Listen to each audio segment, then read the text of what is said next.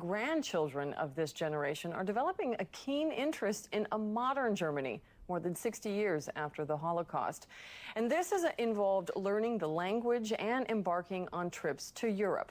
Berlin, for example, has become a top tourist destination for many young Israelis.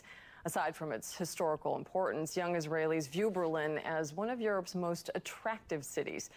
In our next report, we take a look at the role the younger generation of Israelis, often called the third generation after the Holocaust, is playing when it comes to further normalizing ties with Germany. Language lessons at the Goethe Institute in Tel Aviv.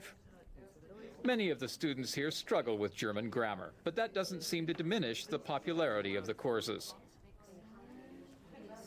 Dor Gluck has been learning German for several months. He recently visited Berlin and was fascinated by the city. He wants to return. Berlin, called the third generation after the Holocaust, a generation that is able to see Germany in a new light. For me, it's the culture.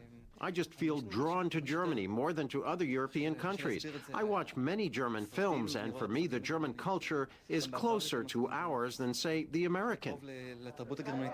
But not all of Amit's friends understood his wish to learn German. At first, they asked me, why German? But that was just their initial reaction. They understand, of course, that Germany is very, very different from the way it used to be. For the generation who went through the after their language lessons, the students go to an Irish pub in Tel Aviv. Most of the friends they meet there have a positive view of Germany.